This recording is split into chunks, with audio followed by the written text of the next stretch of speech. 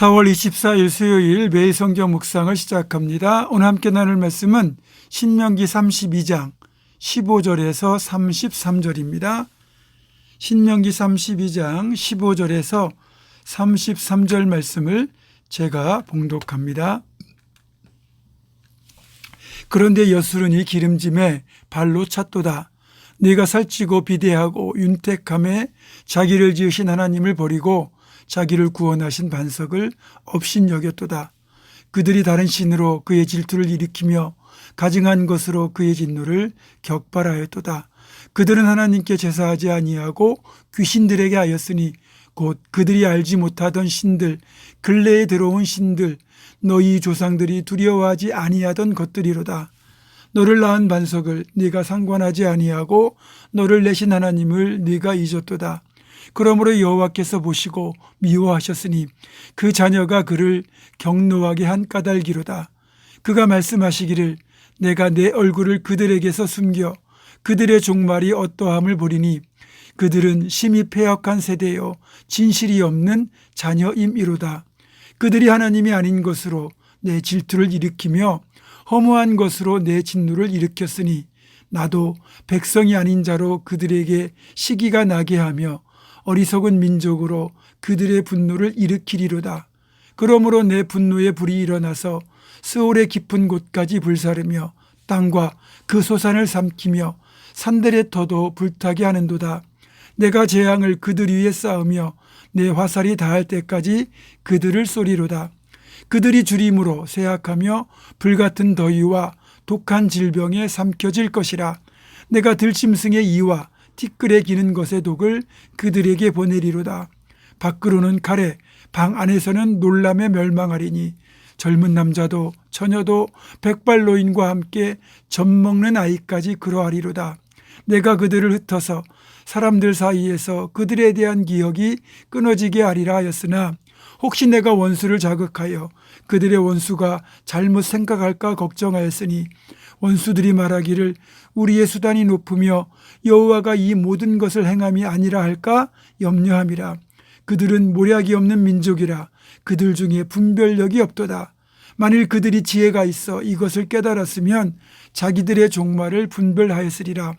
그들의 반석이 그들을 팔지 아니하였고 여호와께서 그들을 내주지 아니하셨더라면 어찌 하나가 천을 쫓으며 둘이 만을 도망하게 하였으리요. 진실로 그들의 반석이 우리의 반석과 같지 아니하니 우리의 원수들이 스스로 판단하도다. 이는 그들의 포도나무는 소돔의 포도나무요 고모라의 밭의 소산이라. 그들의 포도는 독이 든 포도이니 그 송이는 쓰며 그들의 포도주는 뱀의 독이요 독사의 맹독이라. 아멘. 우리에게는 매일 하나님께서 주시는 선물이 있습니다. 그것은 바로 새로운 하루입니다. 어제와 또 다른 오늘이 우리에게 주어지는 이 놀라운 은혜를 우리가 누리고 있죠. 어쨌든 이렇게 하나님께서 우리에게 새로운 하루를 주시는 것은 어제의 실패를 되풀이하지 않고 다시금 새롭게 새 삶에 도전하라고 주시는 겁니다. 따라서 오늘 새롭게 시작한 이 하루, 이 한 주간, 이 한 달이 새롭게 변화된 삶을 출발하는 출발점이 되어야 하는 겁니다.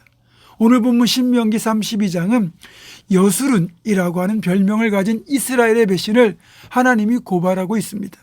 여수론의 뜻이 뭐냐면 곧은 자, 옳은 자라는 뜻인데 이스라엘은 그렇게 별명과 상관없이 곧은 길, 옳은 길을 버리고 우상과 쾌락을 쫓아 하나님을 배신했다는 겁니다. 15절입니다. 그런데 여수론이 기름짐에 발로 찼도다. 네가 살찌고 비대하고 윤택함에 자기를 지으신 하나님을 버리고 자기를 구원하신 반석을 업신여겼도다. 이집트에서 비참한 노예의 삶을 살던 이스라엘 백성을 하나님이 긍휼히 여기시고 그들을 건져내어 하나님의 백성을 삼아주셨고, 그래서 하나님 때문에 가정을 이루고 하나님 때문에 민족을 이루고 하나님 때문에 국가를 이루게 되었고 하나님 때문에 부귀와 영화를 누리게 되었음에도 불구하고 결국 하나님을 버리는 이스라엘 하나님은 지금 고발하고 있는 겁니다. 우리라고 다를까요? 지금 우리가 누리는 것들, 이 만족하고 기뻐하고 좋아할 만한 모든 것들이 우리의 힘으로 얻어진 것이 아닙니다.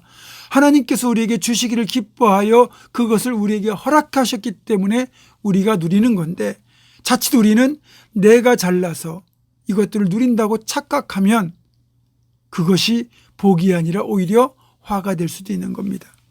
따라서 하나님께서 세상 가운데 우리에게 주신 모든 것들을 우리가 풍성하게 누리고 그것이 진정 우리에게 복이 되게 하려면 반드시 하나님의 은혜임을 기억하는 동시에 이것들을 다스리고 선용할 수 있는 영적인 믿음의 그릇이 먼저 준비되어야 합니다. 예를 들어 우리의 믿음의 그릇을 웅덩이라고 한번 가정해 보겠습니다. 좁은 웅덩이에 물고기가 많잖아요. 그러면 처음엔 좋을지 모르지만 물고기가 자라고 번성하면서 이 좁은 웅덩이는 축복이 아니라 재앙이 됩니다. 왜냐하면 산소가 부족해서 결국 많은 물고기가 다 폐사하거든요. 따라서 물고기라는 축복을 많이 키우려면 넓은 웅덩이를 만드는 게 먼저 선결되어야 합니다. 안타깝게도 이스라엘 백성들은 가나안 땅에 들어가기가 무섭게 자신들의 믿음의 그릇, 즉 웅덩이를 키우는 대신에 자신들의 몸집 물고기만 늘리는데 혈안이 되고 말았습니다. 그래서 복을 받기 위해서라면 할 수 있다고 생각하는 것들, 즉 하나님을 섬기는 대신에 우상을 숭배하고 탐욕에 빠져서 하나님이 염려하셨던 죄악들을 저지르기 시작했습니다. 그래도 하나님께서는 수없이 많이 돌이킬 길을 주셨거든요. 빨리 깨닫고 돌이키라고 징계하시면서 이 징계의 도구로 주변 민족들을 사용하셔서 이스라엘을 압제하고 수탈하도록 만드셨어요. 여기에 들어있는 분명한 메시지는 이겁니다. 너희가 그토록 애써 모은 것들, 내가 한 번만 이방 민족을 들어서 너희들을 치면 이 모든 것 순식간에 빼앗기고 다 날아간다. 또 너희가 선민이라고 그렇게 자랑하면서도 나를 떠나 우상을 숭배하면 얼마든지 다른 민족들을 들어 너희를 칠 수 있다. 그러니까 절대로 교만하지 말고 절대로 탐욕에 빠지지 말고 절대로 우상 숭배하지 마라. 이런 메시지를 하나님이 보내신 거예요. 그런데 이스라엘 백성들은 끝까지 깨닫지 못합니다. 우리라고 다를까요? 우리도요, 우리가 소유한 것들이 처음부터 없었다면 차라리 나을 수 있습니다. 그런데 죽을 힘을 다해 애써 모았는데 그것이 사라지면 더 허무하잖아요. 더 아깝잖아요. 여러분, 내가 만든 웅덩이 잠깐은 괜찮을지 몰라도 햇볕만 강하게 내리쬐면 금세 메말라 버립니다. 거기에 목숨을 걸었다가는 더 위험하죠. 예레미야 2장 13절입니다. 내 백성이 두 가지 악을 행하였나니 곧 그들이 생수에 근원되는 나를 버린 것과 스스로 웅덩이를 판 것인데 그것은 그 물을 가두지 못할 터진 웅덩이들이니라. 얼마나 무섭습니까? 생수에 근원되셔서 계속해서 웅덩이에 물을 공급하실 수 있는 하나님을 버리고 내가 스스로 웅덩이를 파고 여기다 물을 갖다 길어 부은다고 해서 그게 오래 가겠습니까? 금세 말라버리고 터져버리면 다 흘러가 버립니다. 자, 이걸 기억하시고 이제부터 우리가 힘써야 될 일은 뭐냐? 믿음의 웅덩이를 만들고 이 웅덩이가 마르지 않는 생수의 근원 되시는 주님께 연결되도록 하는 일입니다. 그래서 우리가 기도할 것은 우리의 믿음의 그릇을 먼저 키워달라고 기도하시고 마르지 않는 샘물 되시는 물된 동산 되시는 주님께 연결되어 있어야 됩니다. 그렇게 해달라고 기도해야 되고 그렇게 할 수 있도록 우리가 최선을 다해 주님 붙들고 살아가야 됩니다. 그럼 우리가 되기를 주님의 이름으로 축원합니다. 기도하겠습니다.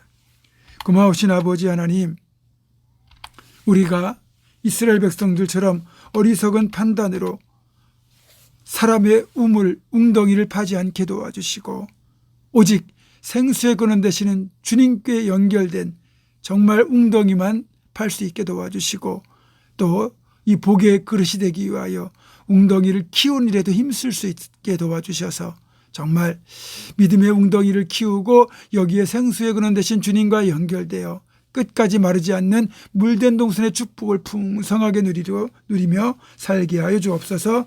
예수님의 이름으로 기도하옵고 이제는 우리 주 예수 그리스도의 은혜와 하나님의 사랑과 성령의 교통하심이 믿음의 웅덩이를 크게 만들고 생수의 근원 되신 주님과 연결되는 물된 동산으로 살아가기를 결단하는 사랑하는 모든 성도들 이들의 삶과 가정과 생업과 앞날과 우리 교회 위에 지금부터 영원토록 함께 하시옵기를 간절히 축원하옵나이다. 아멘.